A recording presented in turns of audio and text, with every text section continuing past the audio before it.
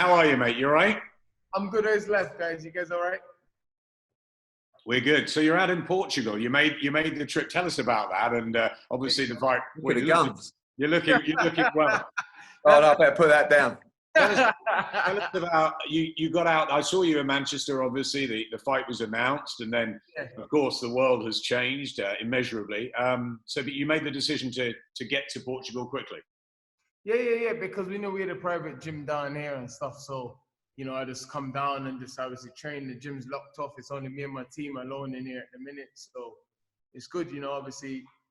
What I've learned in the last 2 years, you have to try and plan ahead and stay ahead in this game if you want to be successful, How's it for you? Obviously, fighters are sometimes used to isolation, but you're just there with your team. You're working towards something you hope is going to happen now at the beginning of July. But what's that like, sort of mentally and emotionally, to sort of get? We all have to wait, don't we? We don't know what's going to happen, really. Yeah, it's frustrating, but at the minute, what's going on in the world can't be helped, is it? It's not in our control. And one thing Eddie said to me a long time ago, he goes, one time I was trying to get a fight off of him, and he goes, listen, all you got to do is be professional. It doesn't matter when the fight comes, just keep training and stay professional. I hated him for it at the time because I was trying to get a fight, but it made sense, Obviously now I just try to stay professional and just try and keep training, you know what I mean? Do you know what though, Dillian? You're so right, because your mentality now, I mean, look, you manage a lot of young fighters, and I think, not just saying it because you're on air, but it's absolutely bang on. There are people right now, that when we return, I had a conference call about 20 minutes ago about dates and schedules. I know for a fact that when we return, I'm going to call someone up and go, great news, right? 6 weeks, we're back up and running, and you're the first one on. You know what some people are going to say? I'm not. I've put on. I'm a bit heavy at the moment. I need. It doesn't work like that. Especially when in this kind of game. I mean, staying ready is so important. Obviously, at your level, it's a little bit different. The bigger fights, you can get more preparation. But that Alexander Povetkin right now is still out every day in those mountains training. Yeah, no, of course, he's definitely training. And the guy at his level and what he's achieved, he would definitely have his own private setup at home, which is good as most gyms anyway. That's it, isn't it? It surely varies from fighter to fighter, and those are the ones that sort of understand the way the boxing works. Maybe that they've been a bit longer in the two, they're a bit older. They understand that sort of you have to be ready. You've had a sort of mixed year lately. You want to get back, and it's crucial, Dillian, isn't it, that when that call comes, when that date is absolutely definite, you're ready. Yeah. Like I said, the key is just try and be consistent. Obviously I got a new strength and conditioning team, and it goes, listen, in between fight, you're only allowed 2 weeks off now. You're not going to be off for 3-4 weeks, 2 weeks off, and we're training all year round. So all we need is 5 weeks notice, and you'll be about 60-70% ready all year round. So you look lighter, Dillian, as well. You look lighter. Where's your weight now compared to where it was in Saudi? It's a good few kilos lighter. Yeah. A good few kilos lighter. Their weight side at 123. No, you look very well.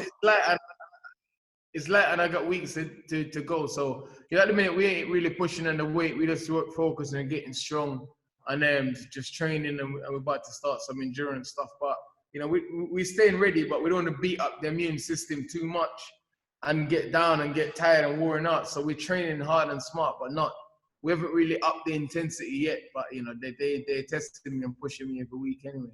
It's obviously difficult here in London. What's it like out there in Portugal? You managed to get out a little bit, and obviously the sun should be shining, etc. But what's it like there?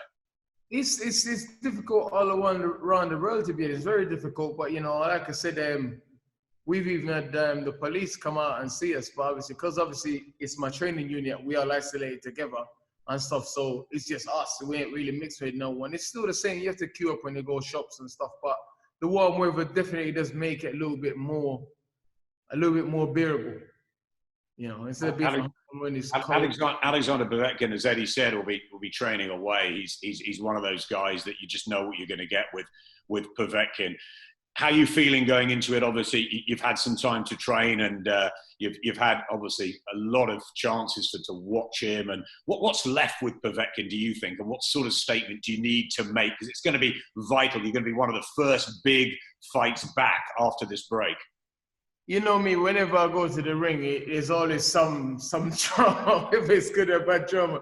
It's a bit drama anyway. I think it's just the kind of fight I am. I check these fights on my head and points, and I'm thinking, you know what, I can knock this guy out. I should go try to knock the guy out and get knocked down. You know me, I'm one of those guys where I don't just satisfy, I don't just settle for, okay, I'm winning the fight on my head. I'm going to try and press the fight even if I'm 10 rounds ahead. But with Povetkin, he's a very experienced man. Boxing is a funny thing. By the time you get to the stage of your career that, okay, I need to do this, this, and this to be in prime condition, you're nearly at the end of the road.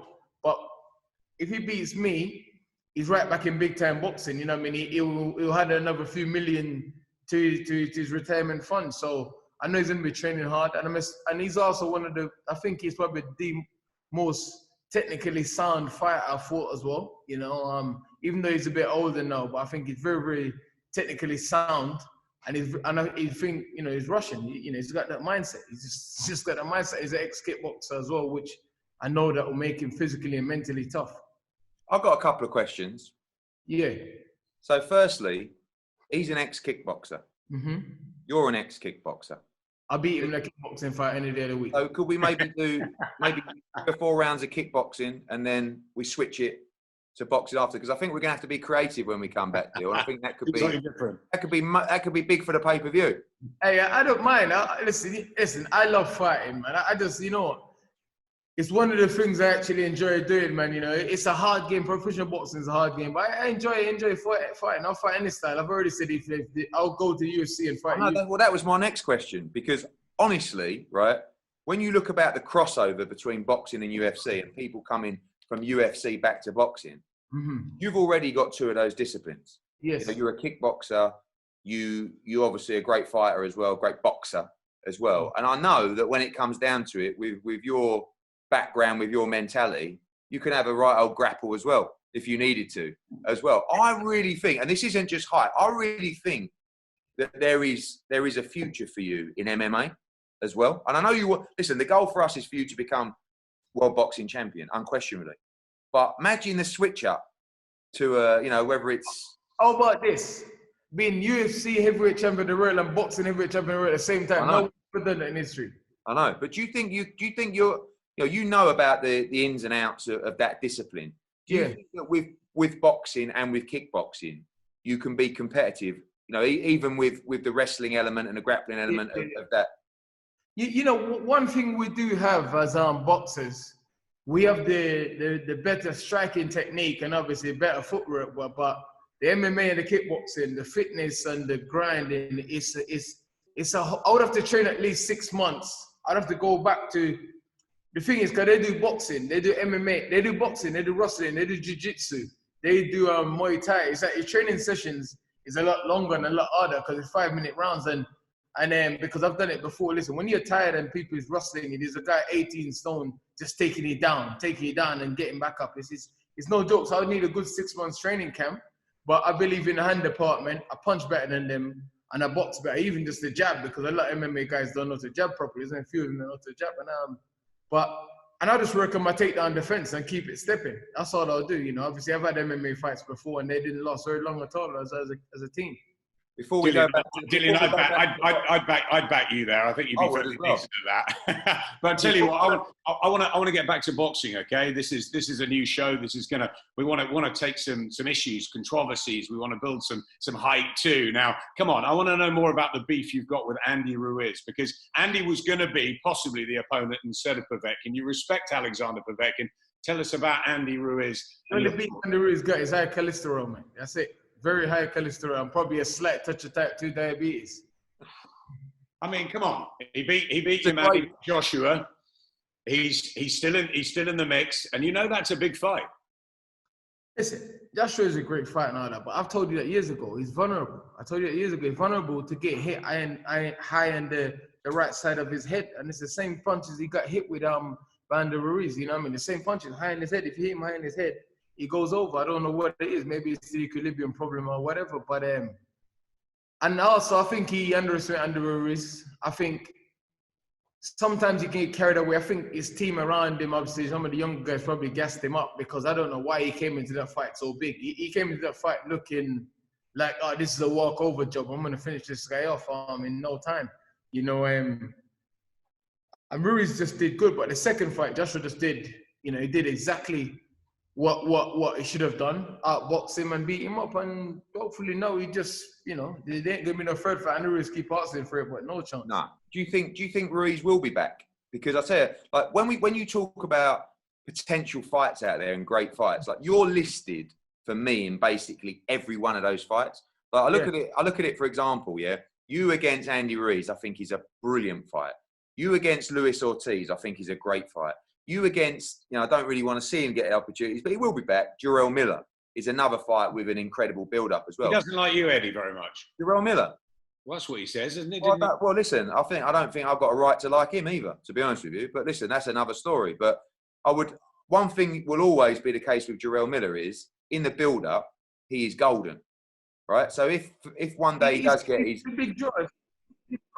It's still a big draw in heavyweight division, you know, obviously. Still a big draw in the heavyweight division. But I think Andy Ruiz might be another Buster Douglas. Shine once and that's it, you know, because the lifestyle that he's enjoyed, because let's be honest, we offered him $5 million to fight me in America, in his hometown. If he's turning that kind of money down to fight me, and these guys all say I'm garbage. And if he's offered, you know, he beat Joshua, you know, I mean, he should take a fight with me for $5 million easily. You know, I think that's what he got to pay fight Joshua the first time for the world titles. You just lost, and you're getting paid a lot of money to fight in America. I said I'll come to America and fight. If you don't want to take it, then you know, these guys, they say a lot of things about me. When it comes down to it, they know I'm a real old school dog. I'll come, you know, I'll come to bite. I don't play no games. You know, I'm not. The Buster Douglas thing is interesting because, of course, that was an enormous upset at the time over Mike Tyson. So was what happened in June last year, and you wonder whether he will come back. You sort of want him to come back, don't you, for the division, because there's so many good fights out there. Yeah, he is. He's trying to come. He said he wants to fight Luis Ortiz, but I don't get this. You got offered $5 million to fight. You're gonna fight Luis Ortiz for $200,000. It makes no sense. It makes no sense. Like you say you can beat me. You think you can beat me. Why are you gonna fight Luis Ortiz, who to him is a harder fight than me? Dillian, do you rate Luis Ortiz a lot? Like, he's been a bogeyman for a long time, but actually, I was saying to someone the other day, I was arguing with someone on social media. When you break down his resume, like his greatest win was Bryant Jennings, right? Who we know was a competent top 15 heavyweight, but you know, we had him. You know, I remember when we took him to Monaco, Adam, we will forget about the Malik Scott fight. You know, when he fought Dave Allen, I haven't really seen, and we know that he was winning, you know, the 2 Wilder fights before he got stopped. But this is how I break it down. Luis Ortiz is a great fight. What Cuban national championships has he won? No one heard of him as an amateur. All the good Cuban fighters, we heard of them. We know their achievement. Luis Ortiz was never even top 5 in Cuba anytime. I think he won 1 national tournament or something. Listen, like I said, when you first signed him, I told you I want to fight Luis Ortiz fight. I've been trying to fight Luis Ortiz for a long time. When you first signed him, everyone's like, oh, this guy is dangerous. You know, but I don't see these guys like how normal people see these guys. Obviously, I'm a fighter, I'm a competitor. I don't see this kind of thing. Okay, I feel okay, you're a southpaw, you box well, you're a bit tricky, but what else is there? You knocked out Brian Jennings and the other guy. What's the guy's name again? Not Daniel Martz. The Argentinian guy that he beat, the undefeated guy as well. Those are the only 2 guys in the record. You know, I tell you what, Ortiz to one side, one guy we know is quality, top quality as an amateur and as a cruiserweight, Alexander Usyk. Usyk gonna fight Chisora. Do you think Usyk can become world heavyweight champion? I don't think so. The reason why I'll say that is actually he can with good management. He can actually. I take that back. With good management and the right fights, he can. But right now, I can't see him beating any of the champions. I don't think he's physically strong enough. Obviously, he's got the skills and he's got the boxing technique, but I don't think he's physically strong enough and big enough. I personally don't think so. You're not going to outmove Anthony Joshua, Dillian Whyte, Tyson Fury for a 12th round. We will catch up to you at some point, and we will learn at some point. We'll learn more from the Chisora fight, won't we? Well, you talk about good management. Is that good management taking that fight? I mean, how risky is that for Usyk? Well, it's a very risky fight. But if you look at the heavyweight division and what's happened to Chisora and stuff, obviously, because Derek's very temperamental. So if you think fight Dillian Whyte, fight Andy Joshua, fight Tyson Fury, Derek Chisora, you'd always go with Derek Chisora because Derek Chisora, if you haven't got needle and stick or he's not motivated, he can come and stick the place up. But if Derek is motivated and he comes in to fight, he's a danger for anyone. The man is physically strong. And one thing I like about Derek is there's something about him that makes him dangerous. He doesn't care about win, lose, or draw. You know what I mean? The guy's got 10 losses on his record and he's still a top 5 heavyweight. Top 10 heavyweight. There's just something about him, whether it's physical toughness or mental toughness. And I believe if he's motivated and he comes in, I think he'll knock Usyk out because, listen, the 2 fights I have with him, keeping Derek at bay is no easy job. And we was the same weight in the fight. I was 17-8, he was 17-7. And I'm a naturally big guy. Usyk is not, obviously, he's got movement and athleticism, but Derek's a basic guy. He's not going to think, I'm losing here in the jab. I'm going to think, no, he'll actually slug it out. We've seen him do it time and time again in fights. Yeah, if he's right, he's up for it. That's a great fight, Eddie. How tough were those 2 fights with Chisora? I mean, going back now, I look back, someone sent me a picture the other day. It was on some kind of meme with me and Adam Smith, like this, It's mad to think how far we've all come, really, because, and you as well, because back then you were just, listen, you're still like a stick of dynamite, light you at any time and you're ready to blow. But back then, you were even more, I don't know, street, if you want to call it, where it was like, and now you've obviously, you're more professional, the mindset's changed a little bit, but they were crazy days, weren't they? That first fight was mad. I mean, the board hearing on the Thursday might not take place. One of the best heavyweight fights I've ever seen. Terrific fight. You know what? The fights with Derek, I'm not even going to sit here and say it. There was hard fights, but, and I think that was my second 12 round, I think it was. The first one I lost. Obviously, I got tired in the first one. Was Andy Joshua. My fitness caught up to me. I got tired because before that, I was just undefeated puncher. I was just slugging it out with everyone. Then I got tired. So mentally in the back of your mind, you're thinking, Derek's had about 112 rounders. And he's fit. You know what I mean? You were seeing him push against Vitaly. Remember, I was watching those fights and I was just getting into boxing. Pushing Vitaly, giving David A hard time. I'm thinking, this guy is fit. He comes on strong in later fights. So mentally in the back of my mind, I was fighting, but I was trying to reserve myself at the same time. I was thinking, I don't want to blow up. And then then I thought to myself, you know what? No, I beat this man. Every one punch you throw, I'll throw 3. Every 2 you throw, I'll throw 6. And that's what I did in the fight. I just kind of out-wrecking him. I was just out-wrecking him. But the most important thing I learned in the first fight was, with Derek, you can't constantly engage with him because he's one of those guys that the harder you hit him, he just comes back. I was listening with Carlos Takam, another guy. If you stay close and you hit him hard, he's got a reflex that he just comes back. So the second fight, what I did was I braked him down. I box fight him. I didn't fight. The first fight, I fought. The second fight, I box fight. I box him a bit, hold him a bit, fight him a bit, box him a bit, hold him a bit. And then if you listen to the corner, I kept on saying to Mark, I'm going to knock him out. And Mark was like, you're leaving a bit too close. Come on, you need to pick. And I said, listen, don't worry. This fight's not going 12. And then they started 11th round. I said to Mark, I'm going to get him this round because there's a mistake he kept on making. Every time I throw the long, lazy right hand, he dipped to his left. And he kept on coming back either with the hook to the body or to the head. And I noticed it early in the fight because when I was double jabbing, he was bobbing and weaving so well. I kept on missing the double jab. So you notice I changed to a single jab and I was looking what he was doing. I was very patient looking what he was doing. And then I threw the right hand early in the round to test it out and it did the same thing. The second time I threw it, I knew he was going to come up with his hook. But Derek throws a long looping hook. So I think he did. I just throw a short one and I nailed him. You both caught one. Yeah, we both got tagged, but slow it down. You're like, and you get one as well. I'm thinking this could be, this could have been a lot of fun. That's why they said don't hook with a hooker. You know what I mean? Usually the one that throws the shortest hook is usually the one that. But this is the same problem in the Povetkin fight, deal. And Povetkin has got a shorter hook. Incredible hooks. Yes. You know, everyone goes on about Povetkin left hook. I think he throws a little overhand right. It's more dangerous than the hook. He moved to his left. And he throws it like that. And it's the same punch he hurt Price with as well. If you watch the Price fight, it's the same punch he hurt Takam with, he hurt Manuel Charr with it, because everyone watch out for his left foot. but he's a clever guy. And even Teddy Atlas was breaking it down the other day in his podcast, saying we taught him to move to his left and throw the right hand straight, because I fought hookers before. His hook is short. His hook would be sharp. Obviously, he's very good technically, but I know what to do. The jab always beats the hook. The jab beats the left hook all the time. A good stiff jab beats the left hook all the time.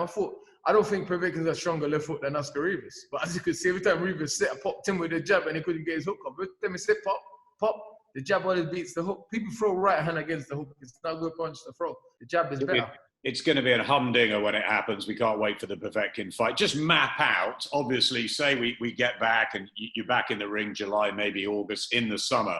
Map out the sort of ideal sort of 6-12 months after that, providing a deal with Povetkin, because as Eddie was saying earlier, you know, you've sort of got to take the fights. I know you're one of the heavyweights that will fight anybody, but you sort of have to get going, don't you? You have to get cracking. We don't know what's going to happen in the world in the next year or two. Ideally, I'd love to fight Povetkin and fight Joshua Tyson Fury next December time.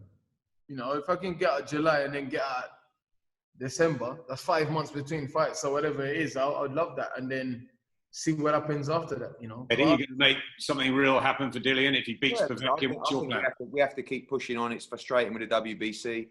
Dillian knows the work that everyone's putting on that behind closed doors. Sometimes they change the goalposts and you never know what's going to happen. One thing we do know is that Dillian is ready to fight anybody at any time.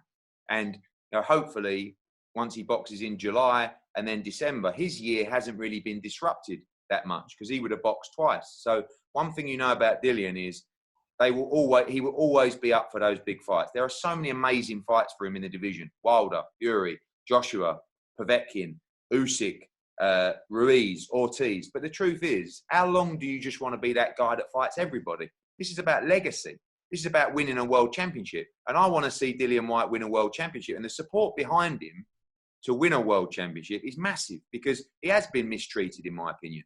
And I think the public believe that as well. And wouldn't it be amazing if we could get, you know, a situation where we had even 3 world heavyweight champions from Britain in Dillian Whyte, AJ, Fury. You know, people talk about the undisputed fight between Anthony Joshua and Tyson Fury. Why not an undisputed fight between Anthony Joshua and Dillian Whyte? I mean, that would be a lot easier for us to make. Or even an undisputed fight between Dillian Whyte and Tyson Fury. I don't know. But the truth is it's all very well having a reputation of being a real fighting man who fights everyone. That's nice. But when you sit on your sofa, not real fighting man. You need the silverware. You need the silverware. You need that big belt up on in your lounge, in your big mansion when you're said and done saying, I was world heavyweight champion. I thought you got to deliver that belt to me by now, Eddie, to be honest. Well, you know, listen, I think at the end of the day, I don't think anyone could have really done any more. You know, you in the ring, us out of the ring, you know how close we've been, you know how much the goal posts have been changed. So we got to just keep the pressure on. The fans have got to keep the pressure on. One thing with Maurizio Sulaiman, and I like Maurizio Sulaiman, one thing he does is he reads his social media.